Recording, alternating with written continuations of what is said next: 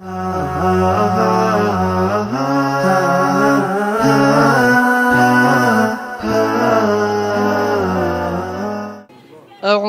بالله من الشيطان الرجيم بسم الله الرحمن الرحيم سبح لله ما في السماوات وما في الأرض وهو العزيز الحكيم يا أيها الذين آمنوا لم تقولون ما لا تفعلون كبر مقتا عند الله أن تقولوا ما لا تفعلون إن الله يحب الذين يقاتلون في سبيله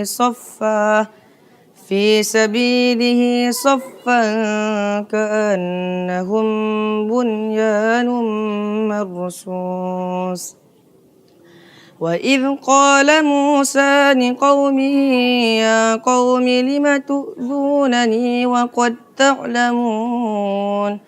وقد تعلمون أني رسول الله إليكم فلما زاغوا أزاغ الله قلوبهم والله لا يهدي القوم الفاسقين. Bismillahirrahmanirrahim. Assalamualaikum warahmatullahi wabarakatuh. Nama saya Muhammad Arifin Nasibuan. Saya berumur 14 tahun, kelas 8 Sanawiyah di Pondok Pesantren Darul Quran. Saya bertempat tinggal di Kota Pinang, tepatnya Kabupaten Labuhan Batu Selatan. Alhamdulillah, Allah memberikan saya prestasi, bakat. Saya dapat menghafal Al-Quran 30 juz dalam waktu 1 tahun 7 bulan. Alhamdulillah, Allah memberikan itu semua kepada saya tidaklah dengan cara cuma-cuma. Saya mendapat gelar Al-Hafidh itu tidak semudah yang kita bayangkan. Itu saya lakukan demi perjuangan yang besar, kesabaran, ketabahan. Walau banyak cobaan yang dihadapi, lampauan banyak saja rintangan-rintangan yang kita hadapi. Contohnya rasa malas atau rasa-rasa kita tidak mampu menghafalnya. Tapi Alhamdulillah, dengan arahan-arahan dari muallim kami di Darul Quran ini, dengan nasihat-nasihatnya dan mengarahkan kami agar selalu semangat dalam menghafal Quran. Karena sesungguhnya seorang penghafal Quran itu telah dijanjikan, dia akan memberikan kepada orang tuanya mahkota dan jubah di akhirat sana, dan dapat memberikan syafaat 10 orang dari keluarganya yang tercatat ke masuk neraka. Saya selain itu juga punya bakat lain. Saya juga punya berprestasi, pernah mendapat juara 1 umum di Pondok Pesantren Darul Quran ini. Itu semua tidak lupa dari doa orang tua saya dan keluarga saya di rumah yang tidak pernah lupa untuk mendoakan saya, dan para muallim yang tulus mengajarkan saya. Alhamdulillah, saya menyimaknya dan menghayatinya. Dan insyaAllah saya bercita-cita menjadi seorang ulama yang tidak mau disuap oleh uang. Saya mengerjakan itu semua karena Allah Ta'ala. Karena itulah salah satu jalan agar kita mendapatkan air terjun surga, salsabila yang dijanjikan Rasulullah SAW, yaitu baginda kita, Nabi besar kita, para pejuang yang tidak pernah putus asa dalam menyebarkan agama Islam walau banyak cobaan. Itulah baginda Rasulullah SAW.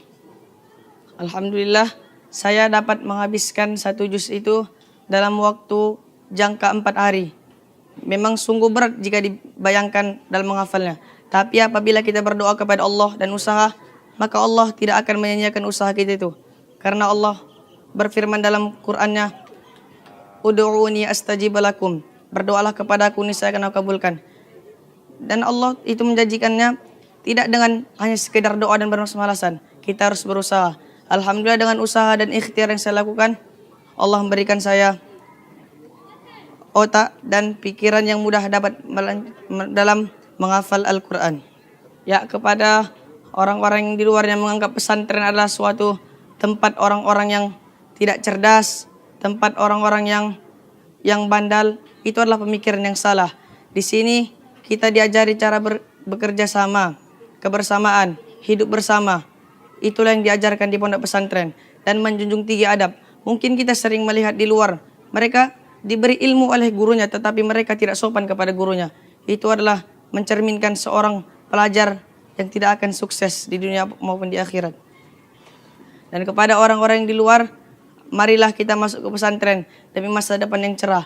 Memang di awal kita masuk pesantren itu rasanya berat, tetapi tidak ada seorang alumni pesantren yang menyesal karena masuk pesantren. Tetapi banyak mahasiswa yang menyesal karena dia dulu tidak masuk pesantren. Sekian yang dapat saya sampaikan. Assalamualaikum warahmatullahi wabarakatuh. Siapa bilang santri itu nggak keren dan ketinggalan? Sudah terbukti dari cerita 3 teman santri kita barusan. Saksikan terus program Santri Pilihan minggu depan di jam tayang yang sama. Insya Allah bermanfaat. Wassalamualaikum warahmatullahi wabarakatuh.